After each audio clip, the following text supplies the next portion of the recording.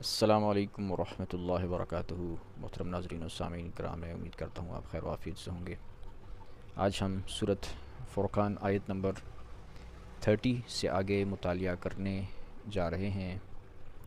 اعوذ باللہ من الشیطان الرجیم، بسم اللہ الرحمن الرحیم۔ وقال الرسول یا رب ان قوم اتخذوا هذا القرآن مہجورا۔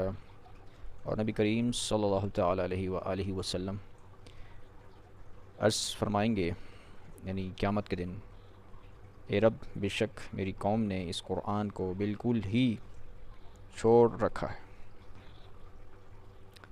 میری قوم سے کون لوگ مراد ہیں؟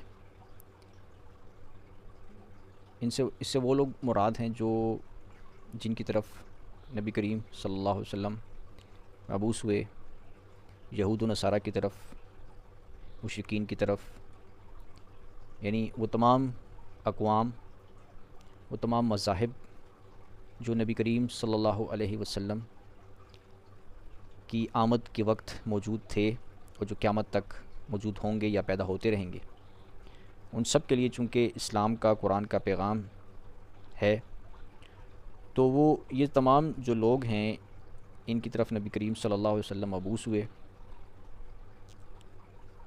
تو بعض نے قبول کیا، بعض نے انکار کیا۔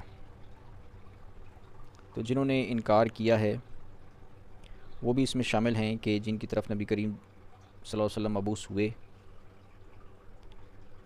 تو انہوں نے قرآن کو چھوڑ رکھا ہے، ترک کیا ہے، مہجورہ ترک کر دیا ہے، چھوڑ دیا ہے۔ اور چھوڑنا، ترک کرنا غیر مسلمین کے لیے تو قبول نہ کرنے کے معنوں میں ہے کہ انہوں نے قبول ہی نہیں کیا، یہود و نصارہ نے قبول ہی نہیں کیا۔ صحیح معنوں میں وہ نبی کریم صلی اللہ علیہ وسلم کی قوم میں شامل نہیں ہوئے، جماعت میں شامل نہیں ہوئے، مسلمانوں کی جمعیت میں شامل نہیں ہوئے، حالانکہ یہود و نصارہ کی طرف بھی نبی کریم صلی اللہ علیہ وسلم مبعوث ہوئے۔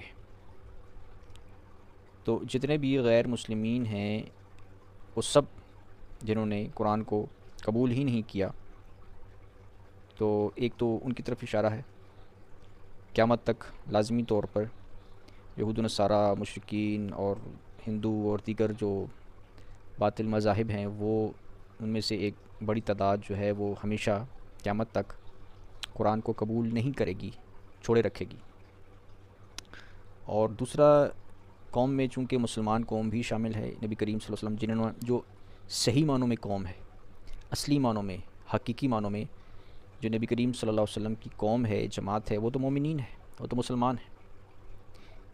تو یہود و نصارہ اور مشرکین اور دیگر مذاہب جو ہیں وہ حقیقی معنوں میں نبی کریم صلی اللہ علیہ وسلم کی قوم میں، جماعت میں شامل ہی نہیں ہوئے، اگرچہ نبی کریم صلی اللہ علیہ وسلم ان کی طرف مبعوث ہوئے، انہیں دعوت دی، لیکن انہوں نے قبول نہیں کیا، قرآن کو چھوڑ دیا۔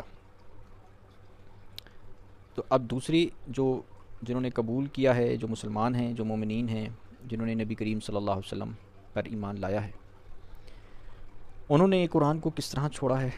ان میں سے بھی ایک بڑی تعداد نے قرآن کو چھوڑا ہے، کیونکہ یہ نبی کریم صلی اللہ علیہ وسلم کی پیشگوئیاں بھی احادیث میں موجود ہیں کہ مسلمانوں نے بھی یہود و نصارہ کے نقش قدم پر چلنا تھا، باطل اقوام کے نقش قدم پر چلنا تھا، اور جس طرح انہوں نے قرآن کو قبول ہی نہیں کیا، مگر انہوں نے، مسلمانوں نے قبول تو کیا، مگر عملاً انہوں نے یہود و نصارہ کے نقش قدم پر چونکہ چلنا پسند کیا، تو انہوں نے بھی عملاً قرآن کو چھوڑ دیا، قرآن پر عمل ترک کر دیا۔ تو جیسے کہ یہ بھی پیش ہوئی تھی کہ مسلمان فرقوں میں بٹ جائیں گے، گمراہ ہو جائیں گے، یہود و نصارہ کی پیروی کریں گے، جو گناہ یہود و نصارہ نے کیے تھے وہ تمام گناہ جو ہے وہ مسلمان قوم میں بھی بعض لوگ پیدا ہوں گے جو کریں گے۔ یہ مراد نہیں ہے کہ پوری کی پوری مسلمان قوم جو ہے وہ گمراہ ہو جائے گی، یہ مراد نہیں ہے، کیونکہ قرآن سے اور حدیث سے یہ بھی معلوم ہوتا ہے کہ ایک گروہ ہمیشہ حق پر قائم رہے گا، مومنین کا، جن میں علماء صالحین بھی شامل ہیں، عام مومنین بھی شامل ہیں۔ تو جنہوں نے قرآن کو چھوڑا ہے وہ ایسے لوگ ہیں کہ جو بظاہر تو ایمان لے آئے ہیں، مگر عملی طور پر وہ قرآن پر عمل نہیں کرتے، یوں انہوں نے گویا قرآن کو ترک کر دیا ہے، چھوڑ دیا ہے، قرآن کے مطابق زندگی بسر کرنا انہیں پسند نہیں ہے۔ تو یہ معاملہ ہے۔ تو اب جیسے کہ یہود و نصارہ کے بارے میں نبی کریم صلی اللہ علیہ وسلم نے فرمایا کہ یہود و نصارہ کی پیروی کریں گے مسلمان لوگ بھی، تو یہود و نصارہ نے کیا کیا تھا؟ ان کے بارے میں قرآن میں بھی ہے، احادیث میں بھی ہے کہ انہوں نے شریعت پر عمل چھوڑ دیا تھا، عقائد کو بگاڑ دیا تھا، شریعت پر عمل کرنا چھوڑ دیا تھا، نبی کی تعلیم پر عمل کرنا چھوڑ دیا تھا، غلط عقائد گھڑ لیے تھے، تو یوں گمراہ ہو گئے تھے، ٹھیک ہے، اور اپنے آپ کو پھر بھی سمجھتے تھے کہ ہم تو ہدایت یافتہ ہیں۔ تو یہ معاملہ ہونا تھا ان مسلمانوں کا بھی کہ جنہوں نے عملاً قرآن کو چھوڑنا تھا، نمازیں چھوڑ دینی تھیں، تقوی اخلاقیات کو چھوڑ دینا تھا، دینی باتوں کو سننا، ان پر عمل کرنا چھوڑ دیا تھا۔ تو یہ وہ لوگ ہیں کہ جو اس میں شامل ہیں کہ قیامت کے دن جب اللہ تعالیٰ سے نبی کریم صلی اللہ علیہ وسلم عرض کریں گے، نبی کریم صلی اللہ علیہ وسلم عرض کریں گے کہ میری قوم نے اس قرآن کو ترک کر دیا ہے، چھوڑ دیا ہے۔ تو یہ والی قوم ہے کہ جو بظاہر تو ایمان لائی تھی مگر انہوں نے عملاً قرآن کو چھوڑ رکھا تھا، یہود و نصارہ کے نقش قدم پر چلنے والے تھے، ہندوؤں کے نقش قدم پر چلنے والے تھے، مشرکین کے نقش قدم پر چلنے والے تھے۔ اور ایسا ہی وہ بھی جو جن کی طرف نبی کریم صلی اللہ علیہ وسلم مبعوث ہوئے تاکہ حقیقی معنوں میں انہیں اپنی قوم میں شامل کیا جائے، اپنی جماعت میں شامل کیا جائے، مگر انہوں نے قرآن کو ترک کر دیا، قبول کرنے سے انکار کر دیا، چھوڑ دیا۔ انہیں قرآن کی دعوت دی گئی مگر انہوں نے اسے چھوڑ دیا، ترک کر دیا۔ وَكَذَلِكَ جَعَلْنَا لِكُلِّ نَبِيٍّ عَدُوًّا مِّنَ الْمُجْرِمِينَ وَكَفَىٰ بِرَبِّكَ هَادِيًا وَنَصِيرًا۔ اور اسی طرح ہم نے ہر نبی کے لیے جرائم شعار، یعنی جو مخالفت کرنے والے ہیں، جو نبی کے دشمن ہیں، ان کی طرف اشارہ ہے کہ جرائم شعار لوگوں میں سے ان کے دشمن بنائے تھے۔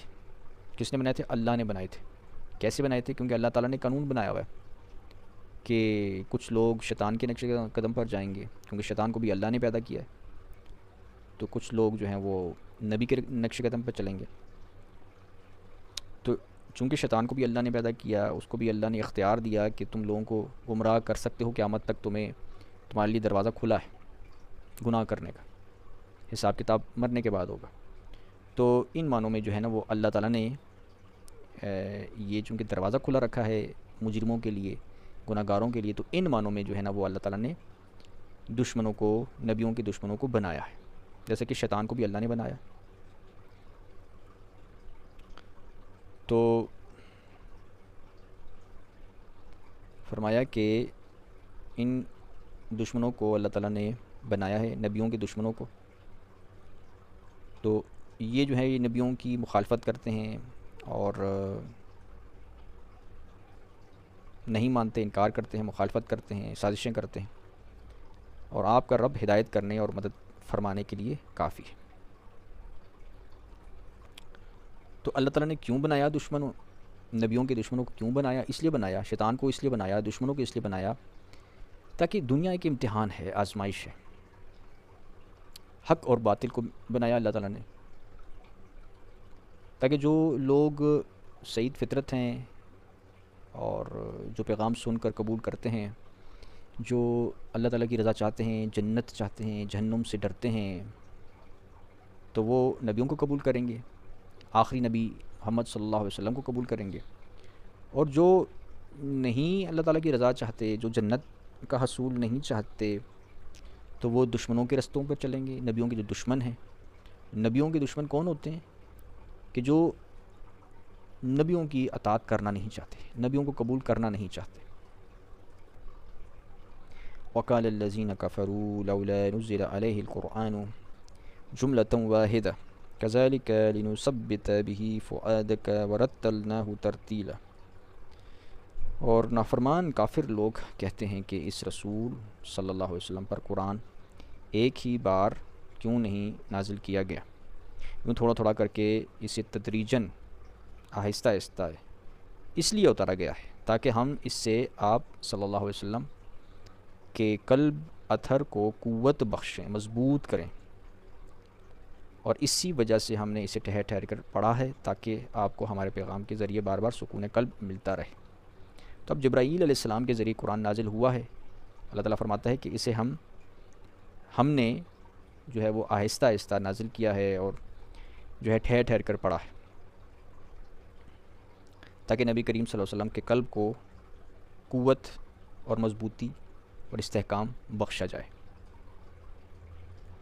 تو اس سے ہمیں بھی یہ سبق ملتا ہے کہ جب ہم بھی قرآن شریف پڑھیں تو ٹھہر ٹھہر کر پڑھیں، غور کر کے پڑھیں، سمجھ کے پڑھیں، ٹائم لگا کے پڑھیں، جلد بازی نہ کریں۔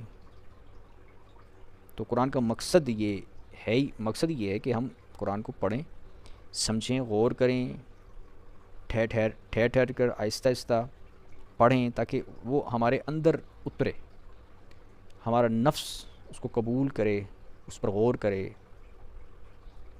تو بغیر سوچے سمجھے قرآن کو پڑھنا، اس پر عمل نہ کرنا، تو اس کا پھر ظاہر فائدہ نہیں ہوگا، کیونکہ قرآن شریف کا اصل مقصد جو ہے نا وہ یہی ہے کہ بندہ قرآن کو پڑھے، سمجھے اور اس پر عمل کرے۔ وَلَا يَأْتُونَكَ بِمَثَلٍ إِلَّا جِئْنَاكَ بِالْحَقِّ وَأَحْسَنَ تَفْسِيرًا۔ اور یہ کفار آپ صلی اللہ علیہ وآلہ وسلم کے پاس کوئی ایسی مثال نہیں لاتے مگر ہم آپ کے پاس،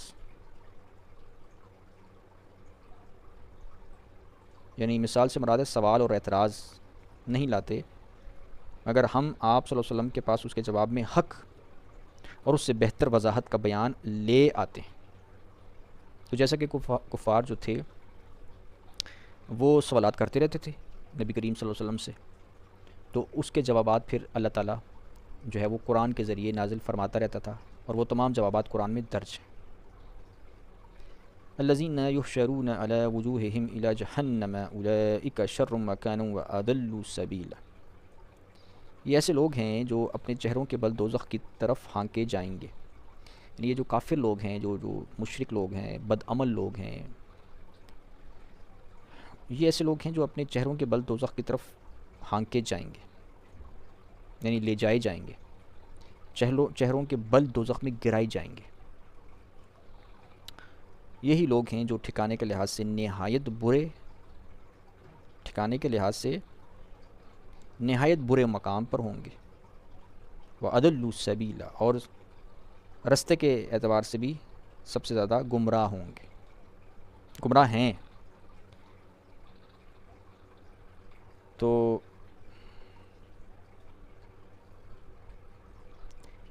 گمراہ تو ابھی سے ہیں کہ جو انکار کیا ہوا ہے انہوں نے قرآن کا، اسلام کا، عمل صالحہ کا، اور مرنے کے بعد پھر وہ چہروں کے بل جہنم میں گرائے جائیں گے۔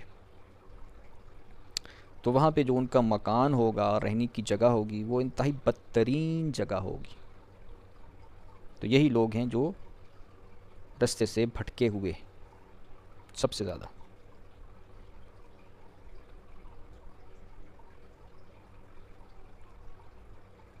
تو یہاں پہ کافر لوگ اچھے مقام پر ہوتے ہیں دنیا میں بعض کافر، نافرمان، بے نمازی، بد عمل، بد فطرت، اللہ کے احکامات کے نافرمان لوگ جو ہوتے ہیں، خواہ وہ غیر مسلمان ہوں، خواہ وہ مسلمانوں میں سے ہوں، تو بد عمل ہوتے ہیں۔ اس کے باوجود اللہ تعالیٰ انہیں دنیا میں ترقی دیتا ہے، اور دنیا میں محنتیں کرتے ہیں، کوششیں کرتے ہیں، دنیا حاصل کرتے ہیں، دنیا میں خوشیاں حاصل کرتے ہیں، عیش و عشرت حاصل کرتے ہیں، تو ان کے لیے دنیا کھلی ہے۔ اسی لیے حدیث میں بھی فرمایا کہ کافر جو ہے وہ دنیا جو ہے وہ کافر کے لیے جنت ہے، اسے دنیا دی جاتی ہے، بشرطے کہ وہ عمل بھی کرے۔ اگر وہ ظاہر ہے کوشش نہیں کرے گا دنیا کمانے کی، محنت نہیں کرے گا، تو وہ بھی غریب رہے گا، لیکن اگر وہ کوشش کرے گا اور دنیا چاہے گا تو اسے اس کا پھل ملے گا۔ تو کافروں کو زیادہ ملتا ہے، دنیا کافروں کو زیادہ دی جاتی ہے بنسبت نیک لوگوں کے۔ نیک لوگوں کو جو ہے وہ آزمائش میں ڈالا جاتا ہے۔ حدیث میں بھی ہے کہ ایک صحابی نے پوچھا کہ یا رسول اللہ صلی اللہ علیہ وسلم، لوگوں میں سب سے زیادہ آزمائش کن لوگوں پر آتی ہے؟ ابتلا، آزمائش، امتحان کن لوگوں کا ہوتا ہے؟ تو نبی کریم صلی اللہ علیہ وسلم نے فرمایا کہ سب سے زیادہ آزمائش نیک لوگوں پر آتی ہے، جو انبیاء کرام ہیں ان پر آتی ہے، سب سے زیادہ انبیاء پر آتی ہے، اس کے بعد نیک لوگوں پر آتی ہے۔ جو فرمایا کہ بعض ایسے نیک لوگ بھی ہوتے ہیں کہ جن کے پاس اوڑھے ہوئے کمبل کے سوا کچھ بھی نہیں ہوتا، اوڑھے ہوئے کمبل کے سوا کچھ بھی نہیں ہوتا، اس کے باوجود وہ اس آزمائش میں، اس غریبی میں، اس مفلسی میں خوش ہوتے ہیں۔ تو اب ایسا تو نہیں ہے کہ غریب لوگ جو ہیں وہ محنت مزدوری نہیں کرتے، روزگار کو گرو کرنے کی کوشش نہیں کرتے، وہ بھی کوششیں کرتے ہیں، لیکن ان کو اللہ تعالیٰ آزمائشوں میں زیادہ ڈالتا ہے۔ مختلف طرح کی آزمائشیں آتی رہتی ہیں ان پر، جیسے قرآن شریف سورہ البقرہ آیت نمبر 155 میں بھی ارشاد ہوا ہے وَلَنَّبْلُوَنَّكُمْ بِشَيْءٍ مِّنَ الْخَوْفِ وَالْجُوعِ وَنَقْصٍ مِّنَ الْأَمْوَالِ وَالْأَنفُسِ وَالثَّمَرَاتِ وَبَشِّرِ الصَّابِرِينَ کہ اللہ تعالیٰ فرماتا ہے کہ میں ضرور آزمائش میں ڈالتا رہوں گا۔ وَلَنَّبْلُوَنَّكُمْ بِشَيْءٍ مِّنَ الْخَوْفِ کچھ خوف سے، خوف آتا رہے گا ان پر، مختلف طرح کا خوف ہو سکتا ہے، بیماری کا خوف ہو سکتا ہے، غریبی مفلسی کا خوف ہو سکتا ہے، نوکری نہیں مل رہی، جاب نہیں مل رہی، جاب میں کامیابی نہیں مل رہی، روزگار میں کامیابی نہیں مل رہی، ونقص من الاموال اور نقصان سے، اموال کے نقصان سے، اموال کا نقصان ہوگا، مال ان کا ضائع ہو جائے گا، نقصان ہو جائے گا، کاروبار میں، بزنس میں نقصان ہو جائے گا۔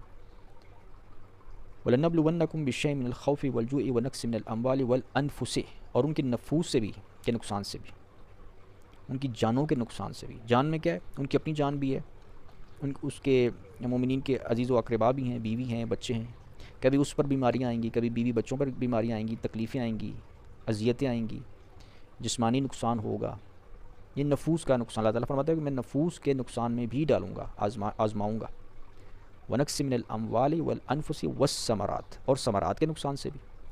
اب ثمرات کیا ہوتی ہے کہ ثمرات کہتے ہیں پھل کو، ثمر پھل، یعنی جو انسان محنت کرتا ہے تاکہ اس محنت کا پھل اسے ملے۔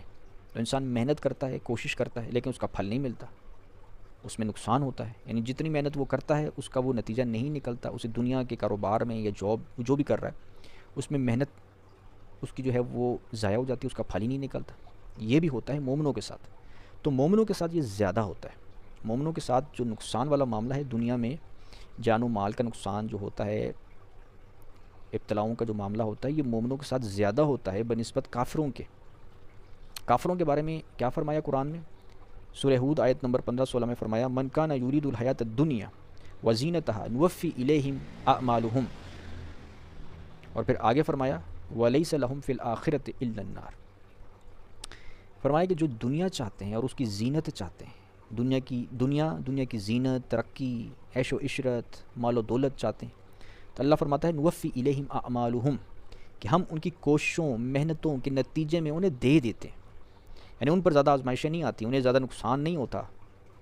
جیسا کہ مومنوں کی نسبت فرمایا کہ انہیں جان و مال کا نقصان ہوتا ہے، اتلاف ثمرات کا نقصان ہوتا ہے، محنتیں کرتے رہتے ہیں، ان کا پھل ہی نہیں نکلتا، دنیا میں پیچھے رہتے ہیں، غریب رہتے ہیں، مفلس رہتے ہیں، کبھی بیماریوں کو دیکھتے ہیں، کبھی مال کے نقصان کو دیکھتے ہیں۔ مگر یہاں کافروں کی نسبت فرمایا کہ جو لوگ دنیا اور اس کی زینت چاہتے ہیں، ان فرمایا نوفی الیہم اعمالہم ہم ان کی کوششوں کا نتیجہ دے دیتے ہیں اسی دنیا میں۔ ولیس لہم فی الآخرۃ الا النار مگر آخرت میں ان کے لیے سوائے جہنم کے کچھ نہیں ہوگا۔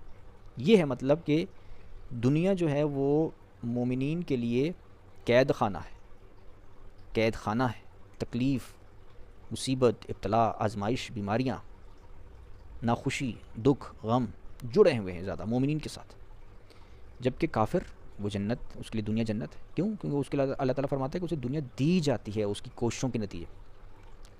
تو یہ چیزیں میں نے خود بھی مشاہدہ کی ہیں کہ جو مومنین ہیں وہ محنتیں کرتے ہیں، کوششیں کرتے ہیں، مگر اس کا فائدہ انہیں دنیا میں اتنا زیادہ نہیں نکلتا، نقصان آتا ہے زیادہ، کاروبار گرو نہیں ہوتا، بزنس گرو نہیں ہوتا، یا کوئی نوکری نہیں ملتی۔ تو حالانکہ وہ کوشش بھی کرتے ہیں، محنت بھی کرتے ہیں، پھر بھی ان میں کچھ نہ کچھ پرابلمز کریٹ ہوتی رہتی ہیں دنیا میں، جس کی وجہ سے وہ مفلس بھی رہتے ہیں، غریب بھی رہتے ہیں۔ دوسری طرف جو لوگ بے نمازی ہوتے ہیں، بد عمل ہوتے ہیں، بد دیانت ہوتے ہیں، بد اخلاق ہوتے ہیں، بد فطرت ہوتے ہیں، گناہوں میں غرق ہوتے ہیں، وہ دنیا کماتے ہیں، کوششیں کرتے ہیں، وہ انہیں فٹافٹ ان کا جو ہے نا اس کا نتیجہ اچھا نکل رہا ہوتا ہے، وہ دنیا میں گرو کر رہے ہوتے ہیں، ان کا کاروبار بزنس گرو کر رہا ہوتا ہے، انہیں پیسہ دولت وافر مقدار میں آ رہا ہوتا ہے۔ تو اپنے ذوق میں وہ لوگ سمجھ رہے ہوتے ہیں جی ہم تو بڑے اللہ کے چہیتے ہیں، ہمیں تو اللہ تعالیٰ نے بڑا رزق دیا ہوا ہے، حالانکہ ہوتے عملی طور پر بد عمل ہیں، اور سمجھ رہے ہوتے ہیں کہ اللہ نے ہمیں بڑا رزق دے دیا۔ تو کیا ہوتا ہے کہ وہ دراصل شیطان نے ان کے اعمال کو خوبصورت کر کے دکھایا ہوتا ہے.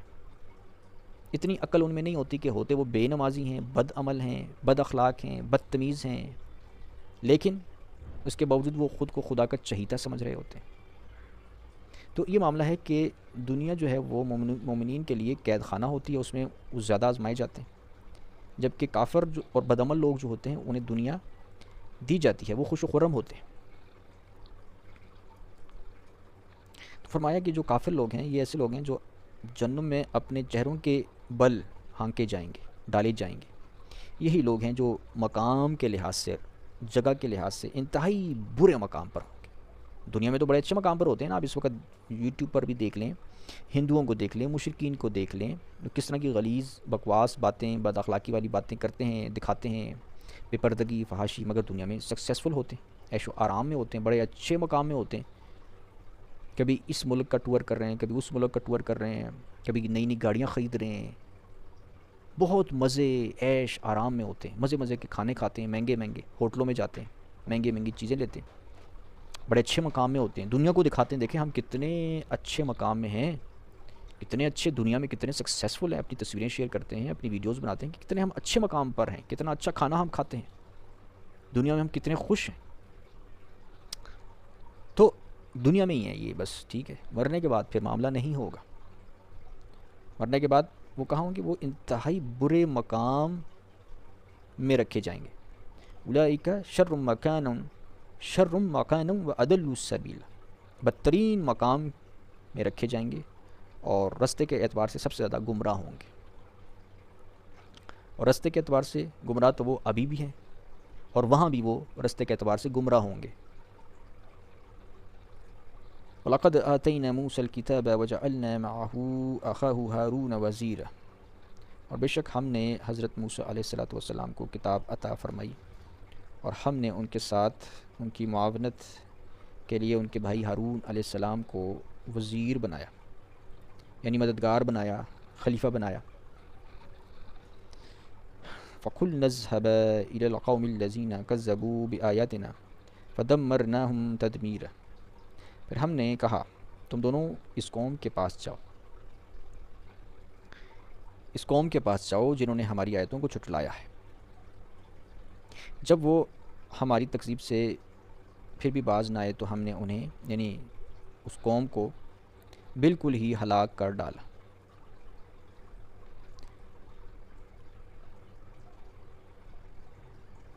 تو یہ معاملہ خاص طور سے تب ہوتا ہے جب انبیاء کرام آتے ہیں، واضح طور پر وہ اتمام حجت کرتے ہیں، تبلیغ کرتے ہیں، دعوت دین دیتے ہیں جس قوم کی طرف مبعوث کی جاتے ہیں. تو وہ قوم جب انکار کرتی ہے، نہیں مانتی، تو انہیں غرق کر دیا جاتا ہے، تباہ و برباد کر دیا جاتا ہے، جیسے کہ موسیٰ علیہ السلام کے مقابل پر فرعون کو تباہ کر دیا، غرق کر دیا، اور فرعون کے ساتھیوں کو، ماننے والوں کو.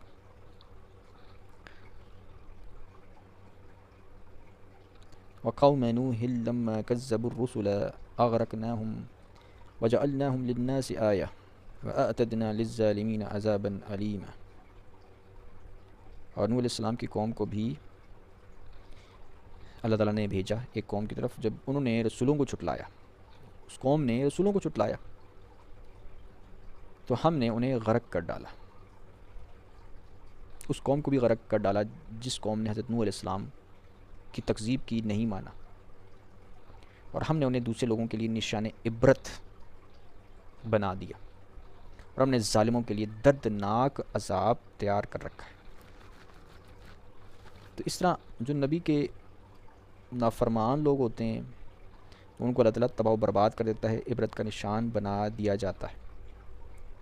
لیکن یہ معاملہ نبی کی زندگی میں، نبی کی موجودگی میں، نبی کے مخالف لوگوں کا ہوتا ہے، یعنی ان مخالف لوگوں کا جو کہ دشمن ہوتے ہیں، جو کہ تکذیب کرتے ہیں، مخالفت کرتے ہیں.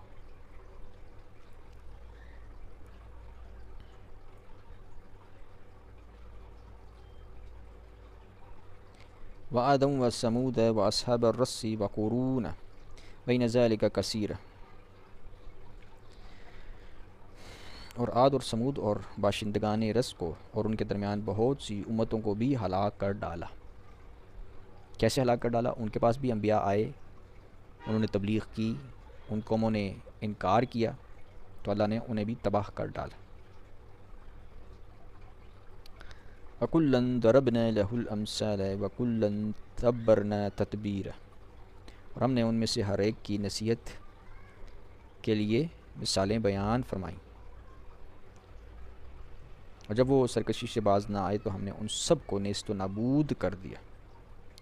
لَقَدْ أَتَوْا عَلَى الْقَرْيَةِ الَّتِي أُمْطِرَتْ مَطَرَ السَّوْءِ أَفَلَمْ يَكُونُوا يَرَوْنَهَا بَلْ كَانُوا لَا يَرْجُونَ نُشُورًا، اور بے شک یہ جو کفار ہیں، یہ جو نبی کریم صلی اللہ علیہ وسلم کے وقت میں موجود ہیں، اس بستی پر سے بھی گزرے ہیں جس پر بری طرح پتھروں کی بارش برسائی گئی تھی، تو کیا یہ اس کو دیکھتے نہ تھے؟ یعنی اس کو دیکھ کے یہ سبق حاصل نہیں کرتے، عبرت حاصل نہیں کرتے، بلکہ یہ تو مرنے کے بعد اٹھائے جانے کی امید ہی نہیں رکھتے۔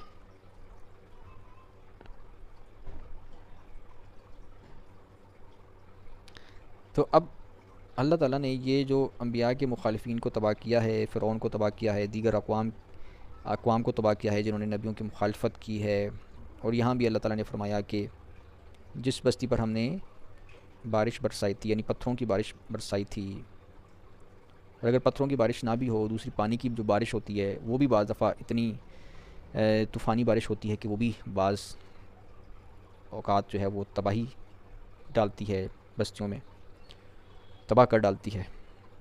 تو یہ چیزیں جو ہیں یہ بھی اللہ تعالیٰ فرماتا ہے کہ یہ بھی ایک سبق آموز چیزیں ہیں، قابل عبرت چیزیں ہیں، ان سے سبق حاصل کرنا چاہیے۔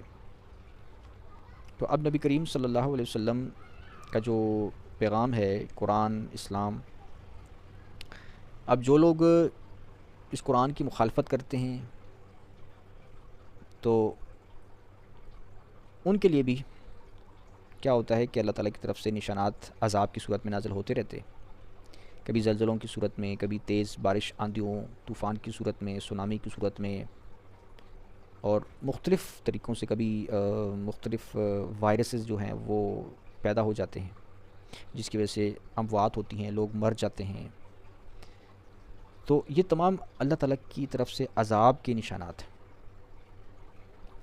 تو ان عذابات کو دیکھ کر بھی اگر کوئی عبرت حاصل نہ کرے، جیسے کہ یہاں فرمایا کہ بے شک یہ کفار اس بستی پر سے بھی گزرے ہیں جس پر بری طرح کی بارش برسائی گئی تھی، تو کیا یہ اس کو دیکھتے نہ تھے؟ بلکہ یہ تو مرنے کے بعد اٹھائے جانے کی ہی امید نہیں رکھتے۔ تو یہ مطلب یہ ہے کہ یہ جو عذابات آتے ہیں آج کے زمانے میں بھی جو آ رہے ہیں، جو نبی کریم صلی اللہ علیہ وسلم کے بعد سے قیامت تک آتے رہیں گے، زلزلے، طوفان، آندھیاں، بارشیں، اور یہ جو وائرسز پیدا ہوتے رہتے ہیں، تو یہ تمام دراصل اللہ تعالیٰ کے عذابات ہیں۔ ان عذابات کے ذریعے اللہ تعالیٰ بعض گناہ گاروں کو تو موت دے دیتا ہے، ہلاک کر دیتا ہے، تباہ کر دیتا ہے، اور بعض کو زندہ چھوڑ دیتا ہے۔ جن کو زندہ چھوڑ دیتا ہے ان کے لیے باعث سے عبرت ہوتی ہے وہ چیز، کہ وہ عبرت حاصل کریں، کیونکہ اللہ تعالیٰ کا طریقہ یہ نہیں ہوتا کہ وہ تمام برے لوگوں کو بس دنیا سے ہی ختم کر ڈالے۔ اللہ تعالیٰ تو قادر ہے، اگر وہ چاہے تو تمام برے لوگوں کو پوری دنیا سے ختم کر ڈالے، سارے اچھے لوگ پھر دنیا میں رہیں، لیکن اللہ تعالیٰ کا یہ طریقہ کار نہیں ہے۔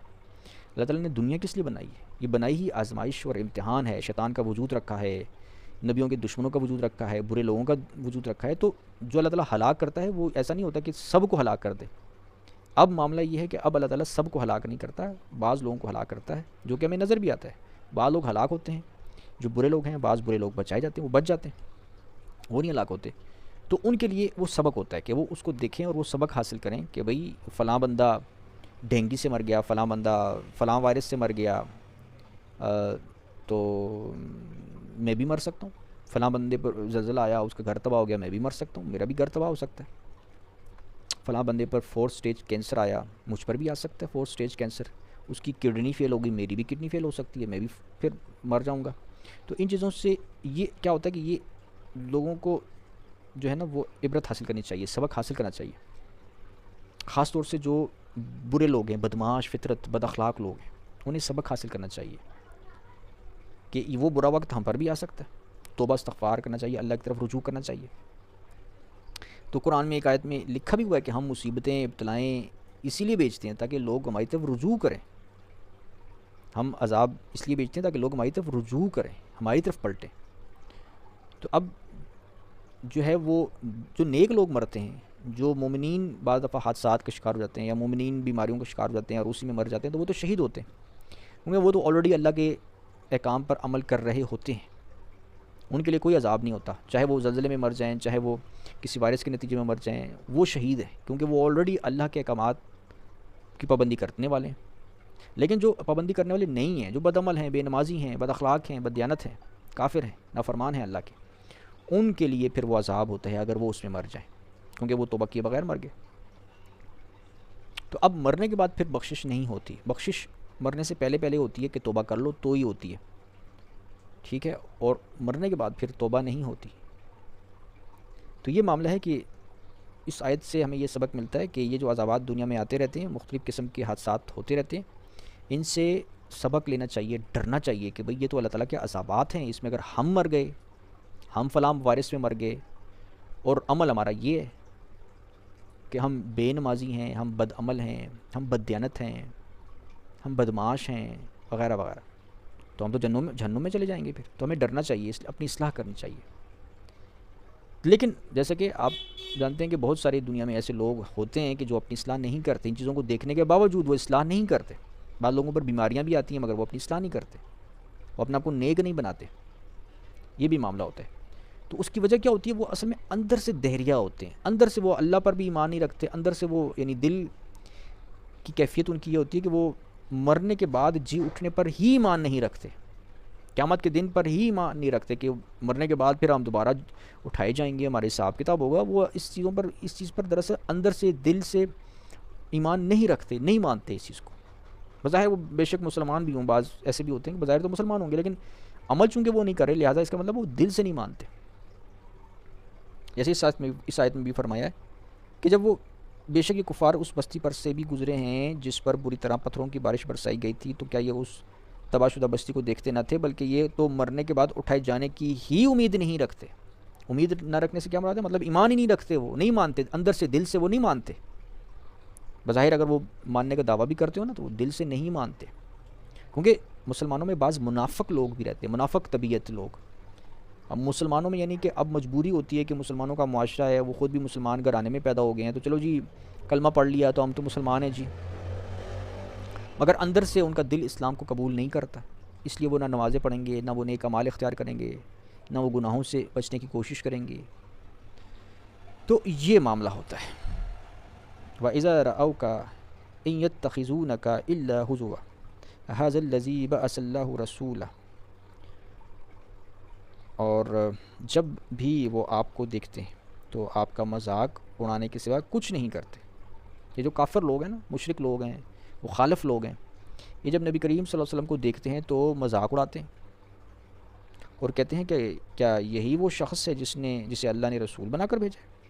وہ مذاق اڑاتے ہیں، تمسخر اڑاتے ہیں۔ کیوں؟ جیسے کہ اس سے پہلے بھی آیات گزری ہیں کہ وہ کفار کیا باتیں کرتے تھے کہ جی یہ کیسا نبی ہے، یہ تو بازاروں میں چلتا پھرتا، کھاتا پیتا، ہم کھانے پینے کا محتاج ہے ہماری طرح، کھاتا پیتا ہے، روزگار کرتا ہے، بازاروں میں چلتا پھرتا ہے، یہ تو عام انسان ہے ہماری طرح، عام انسان ہے، کوئی اسپیشل نہیں ہے کہ اس کے لیے کوئی آسمان سے کوئی خزانہ اترے، کوئی امیر اور دولت مند ہو، اللہ کی طرف سے براہ راست بغیر کسی محنت کے، مزدوری کے، تجارت کے، بس اس کے پاس ایک جو ہے نا دولت ہو، آسمان سے نازل ہوئی ہو، خزانہ ہو۔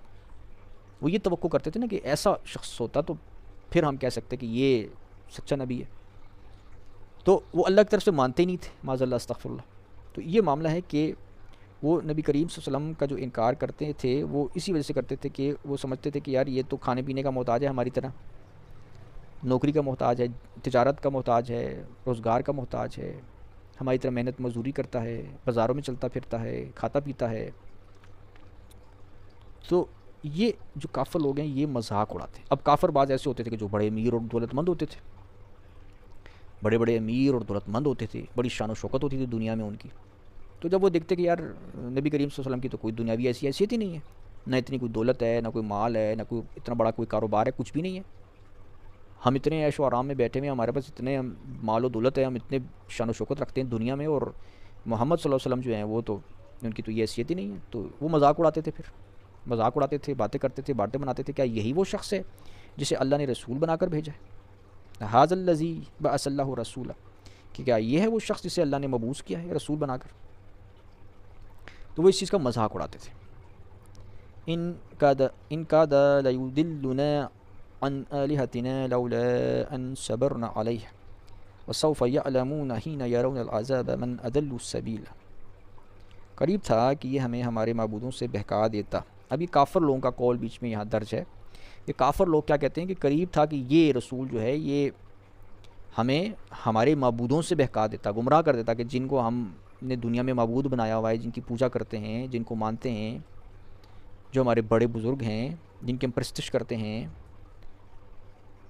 یا جو ہم نے بت بنائے ہوئے ہیں. تو کہتے ہیں کہ کافر کہتے ہیں کہ قریب تھا کہ یہ ہمیں ہمارے معبودوں سے بہکا دیتا اگر ہم ان کی پرستش پر ثابت قدم نہ رہتے, اور وہ عنقریب جان لیں گے.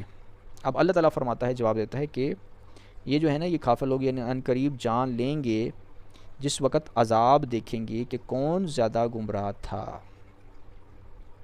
بھٹکا ہوا کون تھا, رستے سے, سیدھے رستے سے بھٹکا ہوا گمراہ کون تھا, یہ جان لیں گے, عنقریب جان لیں گے. ارأیت من اتخذ الہہ ہواہ افانت تکون علیہ وکیلا. کہ آپ صلی اللہ علیہ وسلم نے اس شخص کو دیکھا ہے جس نے اپنی خواہش نفس کو اپنا معبود بنا رکھا ہے, تو کیا آپ اس پر نگہبان بنیں گے؟ تو اب ایسے لوگ بھی ہوتے ہیں کہ جو اپنی خواہش کو معبود بناتے ہیں, جیسے کہ کافر لوگ ہیں, کافر نافرمان لوگ, مشرک لوگ, انہوں نے اپنی خواہش کو معبود بنایا. ان کی خواہش, دل کی جو خواہش تھی وہ کیا تھی کہ وہ اپنے آباء و اجداد کے دین پر قائم تھے, وہ انہیں اچھا لگتا تھا دین. انہیں جیسے انسان کو اپنے والدین سے محبت ہوتی ہے, نیچرل ہے یہ چیز. ہندو اولاد ہے تو وہ اپنے ہندو والدین سے محبت کرے گی. مشرک ہے یا عیسائی ہے یا دیریا ہے, وہ جس گھرانے میں پیدا ہوئے ہیں اس کے والدین جس باطل مذہب پر ہیں تو بچہ اولاد اس باطل مذہب کو پسند کرتی ہے. تو اولاد جو ہے وہ جس مذہب میں بھی پیدا ہوتی ہے, چاہے وہ ہندو مذہب میں پیدا ہوئی ہے, چاہے مشرک یا دہریہ یا یہودی یا عیسائی, تو وہ اس میں اپنے والدین سے محبت کرتی ہے, اپنے والدین سے طبعاً نیچرل محبت کرتی ہے. اس لیے جو والدین کا جو, اس وجہ سے جو والدین کا جو مذہب ہوتا ہے اس سے بھی پھر وہ محبت کرتی ہے. یہ انسان کا نفس چاہتا ہے, اس کی خواہش یہ ہوتی ہے کہ میں جس طرح اپنے والدین سے محبت کرتا ہوں اسی طرح میں اپنے والدین کی چیزوں سے محبت کروں, اپنے والدین کی جو ہے وہ دین سے محبت کروں. اپنے میرے والدین یہودی ہیں, عیسائی ہیں یا مشرک ہیں یا دہریہ ہیں, بس میں بھی ایسے ہی رہوں گا, میں ان سے محبت کروں گا, یہ میرے آباء و اجداد کا دین ہے. تو یہ ہوتا ہے کہ انسان کا نفس یہ چاہتا ہے, انسان کا جو نفس ہے اس کی جو خواہش ہوتی ہے, انسان کا جو جی چاہتا ہے وہ یہ چاہتا ہے, وہ جس بھی گمراہ مذہب میں دین پر ہوگا اس سے وہ محبت کرے گا. تو اللہ فرماتا ہے کیا آپ نے ایسے شخص کو بھی دیکھا ہے کہ آپ نے اس شخص کو دیکھا ہے کہ جس نے اپنی نفس کی خواہش کو معبود بنا لیا ہے. یہ ہے شرک. اللہ تعالیٰ فرماتا ہے یہ شرک ہے کہ اگر آپ یہ کہو گے نا کہ میرا جی چاہتا ہے کہ یار ادھر میں جاؤں, تو آپ پھر مشرک ہو. اپنی مرضی سے آپ نے زندگی نہیں گزارنی, والدین کی مرضی سے آپ نے زندگی نہیں گزارنی. آپ نے دیکھنا ہے کہ اللہ کی مرضی کیا ہے. اللہ کی مرضی جو ہے وہ نبی کریم صلی اللہ علیہ وسلم نے قرآن کے ذریعے بیان فرما دی ہے, اس کے مطابق آپ نے زندگی بسر کرنی ہے. تو اگر آپ نبی کریم صلی اللہ علیہ وسلم کی بیان کردہ جو اللہ تعالیٰ کے احکامات ہیں, اللہ تعالیٰ کی جو مرضی ہے, اس کے مطابق اپنی زندگی نہیں بناؤ گے اور اپنی نفس کی پیروی کرو گے, جیسے لوگ کہتے ہیں کہ میری زندگی میری مرضی, تو پھر آپ مشرک ہو, کیونکہ آپ نے اپنے نفس کو معبود بنا رکھا ہے. آپ اپنے نفس کی پوجا کر رہے ہو, آپ اپنے نفس کی عبادت کر رہے ہو. تو یہ ہے شرک کہ اللہ کی مرضی کو چھوڑ کر کسی بھی دوسرے انسان کی مرضی پر چلنا, یا اپنے نفس کی مرضی پر چلنا, یا کسی گمراہ دوست شیطان وغیرہ کی مرضی پر چلنا, یا اپنے کسی باس کی مرضی پر چلنا جو گمراہ کر رہا ہے آپ کو, اس کی رضا چاہنا, اس کی مرضی پر چلنا. تو یہ آپ شرک کر رہے ہو. مرضی صرف اللہ کی چلنے والی ہے, اللہ کی چلنی چاہیے. تو جو اپنے نفس کی مرضی پر چلتا ہے وہ مشرک ہوتا ہے. ام تحسبوا ان اکثرهم يسمعون او يعقلون انهم الا كالانعام بل هم اضل سبیلا. کہ آپ صلی اللہ علیہ وسلم یہ خیال کرتے ہیں کہ ان میں سے اکثر لوگ سنتے یا سمجھتے ہیں؟ کیا آپ صلی اللہ علیہ وسلم یہ خیال کرتے ہیں کہ یہ جو کافر لوگ ہیں ان میں اکثر لوگ سنتے ہیں سمجھتے ہیں؟ نہیں، یہ تو چوپایوں کی مانند ہو چکے ہیں، بلکہ ان سے بھی بدترین گمراہ ہیں۔ یہ جانور ہوتے ہیں، ان کو آپ کوئی بات بتائیں یہ تو نہیں سمجھتے نا، یہ نہیں سمجھتے، یہ زبان نہیں سمجھتے، بات نہیں سمجھتے۔ تو جانوروں کی اپنی ہی دنیا ہے، وہ اپنے ہی اس میں ہوں گے۔ آپ جانوروں کے سامنے کوئی بھی لیکچر دیں، قرآن کا درس دیں، حدیث کا درس دیں، انہیں تو سمجھ نہیں آئے گی، وہ نہیں سمجھتے۔ تو اللہ فرماتے ہیں جو کافر لوگ ہیں نا، نافرمان لوگ، ان کی بھی مثال ایسی ہے، بلکہ بعض تو ان جانوروں سے بھی بدتر ہے، جانوروں سے بھی بدتر ہے، زیادہ گمراہ ہیں رستے سے۔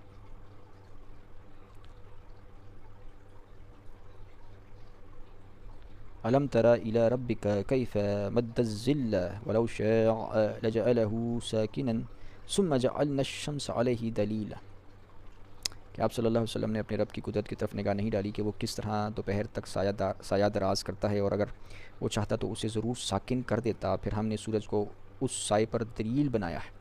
ثم قبضناہ الینا قبضا یسیرا، پھر ہم آہستہ آہستہ اس سائے کو اپنی طرف کھینچ کر سمیٹ لیتے ہیں۔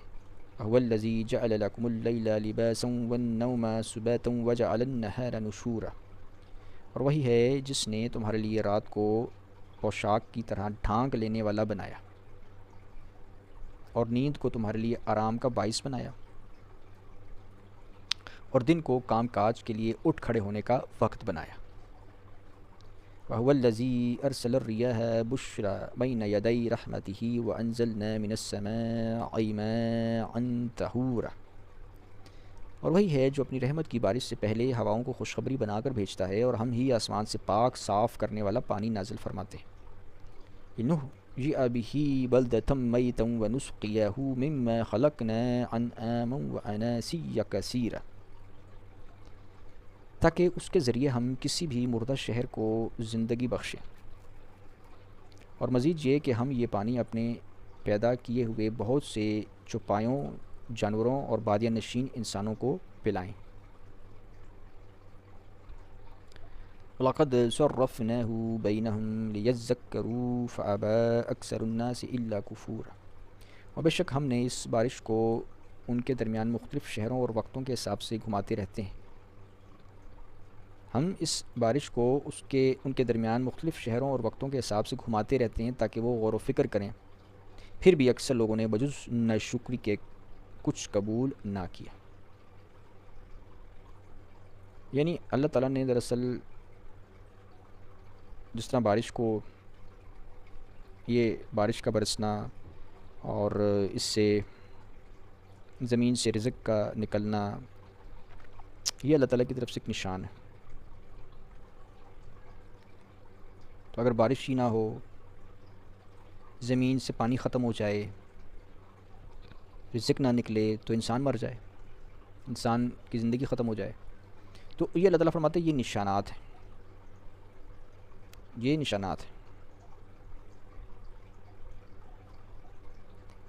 تو مختلف نشانات اللہ تعالیٰ دکھاتا رہتا ہے اس دنیا میں انسانوں کے سامنے، اپنی قدرت کے نشانات، تاکہ لوگ نصیحت حاصل کریں، سبق حاصل کریں کہ بھئی یہ دنیا میں ایک جو نظام چل رہا ہے یہ کسی ہستی کی طرف سے چل رہا ہے، طاقتور ہستی کی طرف سے چل رہا ہے، خود بخود نہیں چل رہا۔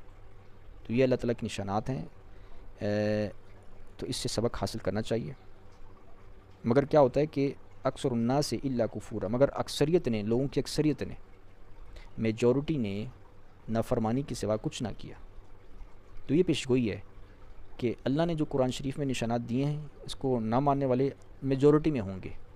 جیسے کہ اس وقت بھی آپ دیکھ لیں، میجورٹی گمراہ ہوتی ہے، ہمیشہ میجورٹی گمراہ ہوتی ہے، اور اس کی ایک چھوٹی سی میں دلیل آپ کو دے سکتا ہوں۔ جیسے یوٹیوب پر آپ دیکھتے ہیں تو جو فحش گانے ہوتے ہیں، فحش چیزیں ہوتی ہیں، ان کے ویوز ہوتے ہیں وہ ملینز میں ہوتے ہیں، ملینز میں، بعض کے بلینز میں چلے جاتے ہیں۔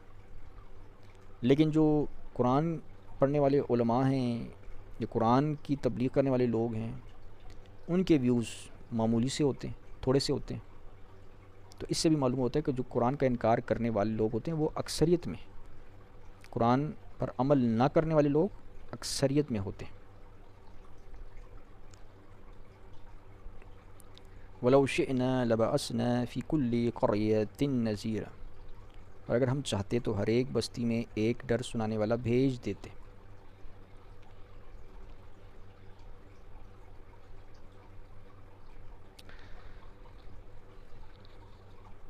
مگر اللہ تعالیٰ نے ہر بستی میں جو ہے نا وہ رسول نہیں بھیجا، بلکہ ایسے کہ نبی کریم صلی اللہ علیہ وسلم کو مبعوث فرمایا ہے تو تمام دنیا کی بستیوں کے لیے مبعوث فرمایا ہے۔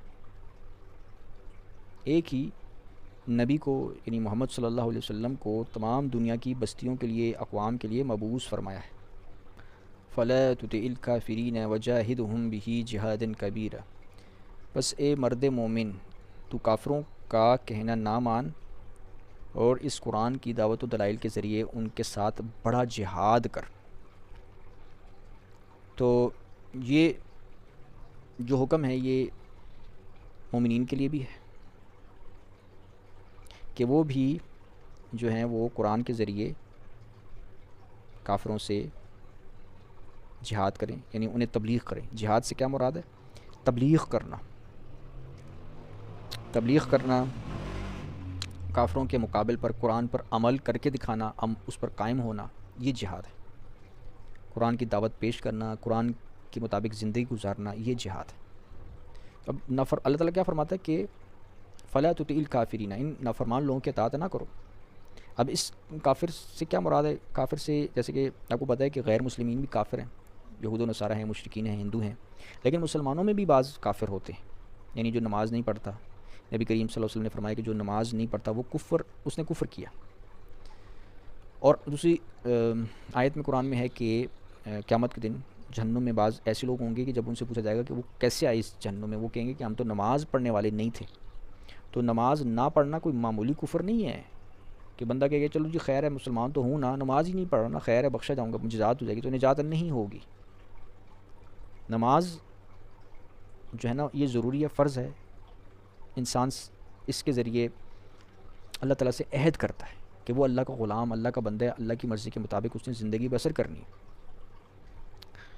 تو فرمایا ان نافرمان لوگوں کی اطاعت نہیں کرنی، جو کافر لوگ ہیں، جو بے نمازی ہیں، جو بد عمل ہیں، ان لوگوں کی اطاعت نہیں کرنی، ان کو فالو نہیں کرنا کہ جیسے یہ بد عمل لوگ ہیں، بدمعاش لوگ ہیں، بد فطرت لوگ ہیں، ان کا کہنا نہیں ماننا، قرآن کا کہنا ماننا ہے۔ اس لیے قرآن کے ذریعے جہاد کرنا ہے آپ نے ان لوگوں کے ساتھ، ان نافرمان لوگوں کے ساتھ جو اللہ کے نافرمان ہیں۔ ان سے کس طرح جہاد کرنا ہے؟ قرآن پر عمل کر کے اپنی زندگی قرآن کے مطابق بنانی ہے، اللہ کے احکامات پر عمل کرنا ہے۔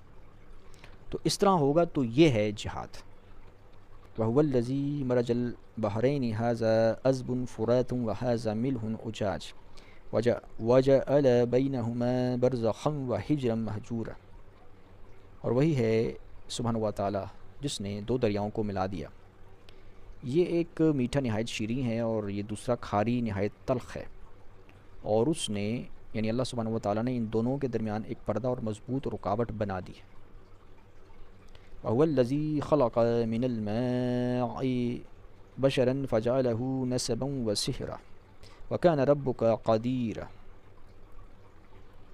اور وہی ہے جس نے پانی کی مانند ایک نطفہ سے آدمی کو پیدا فرمایا، پھر اسے نسب اور سسرال کی قرابت والا بنایا، اور آپ کا رب بڑی قدرت والا ہے۔ وَيَعْبُدُونَ مِن دُونِ اللَّهِ مَا لَا يَنفَعُهُمْ وَلَا يَضُرُّهُمْ وَكَانَ الْكَافِرُ عَلَى رَبِّهِ ظَهِيرًا، اور وہ کفار اللہ سبحانہ و تعالیٰ کے سوا ان بتوں کی عبادت کرتے ہیں جو انہیں نہ تو نفع پہنچا سکتے ہیں اور نہ ہی انہیں نقصان پہنچا سکتے ہیں، اور کافر اپنے رب کی نافرمانی پر ہمیشہ شیطان کا مددگار ہوتا ہے۔ تو اس آیت پر انشاءاللہ مزید گفتگو ہم اگلے پروگرام میں کریں گے۔ آج ہم نے آیت نمبر 54 تک مطالعہ کیا ہے سورہ فرقان۔ وآخر دعوانا ان الحمد للہ رب العالمین۔